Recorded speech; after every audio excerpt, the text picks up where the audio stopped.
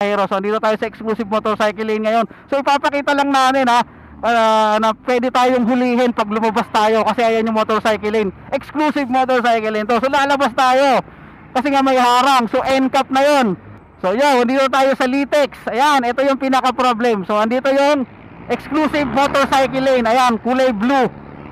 So dito kasi pag mga rush hour o mga papasok pa uwi, babaan at sakayan to. Ayan yan yung motorcycle lane exclusive.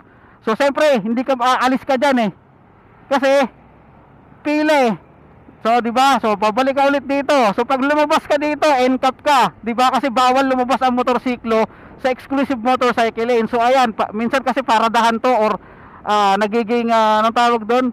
Terminal to ng bus at jeep para nagbababa o nag-ano sasakay ng pasahero. So andito tayo sa exclusive motorcycle lane ngayon. So ipapakita lang natin na pwede tayong hulihin pag lumabas tayo kasi ayan yung motorcycle lane. Exclusive motorcycle lane to. So lalabas tayo kasi nga may harang. So NCAP na yon.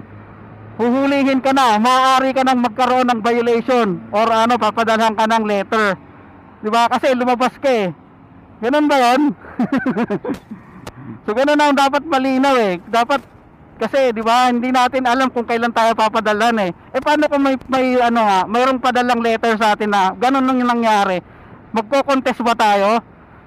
Kaya ba nating i-contest yun? Ay pwede ba nating i-contest yun? Kung sakali bang i-contest natin, kung sakali man tayo ang mali ang pagkakahuli sa atin, babayaran din ba nila yung danyos, yung abala, yung tawag dito, yung araw na nawala, yung nawala ka, hindi ka pumasok, ganon.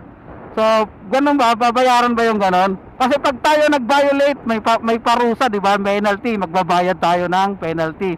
Paano kung mali ang pagkakahuli naman sa atin? Di ba? So, yun ang tanong lang, no? Tanong lang, para lang magkaliwanagan tayo. Kasi, syempre, lugi ka talaga kung ikaw mapadalhan. Paano ka magre-reklamo ka kung kailan meron na? Meron ka ng sulat, di ba? So, kailangan magkaliwanagan talaga dyan, para dyan. Bigyan ng kung may exception, kung mayroong ano man tawag sa ganun, yung pag pinagbigyan dahil may naman, mayroon naman talagang iniwasan ganun. So yun lang, tanong lang para lang at least malinaw kasi syempre nakakapangamba rin, di ba? Bigla-bigla na lang magkakaroon ka ng love letter kahit alam mo naman sa sarili mo na hindi ka naman nag-violate di ba? Ng batas trapiko. So yun lang, no? NCAP yan kasi may 26 magkakaroon na ulit ng NCAP, balik na ulit yung NCAP sa mga major roads like EDSA, Commonwealth, Macapagal Boulevard, C5 at mayroon pang iba. So i-check nyo na lang sa page ng MMDA kung saan yon. So except LGU hindi pa yata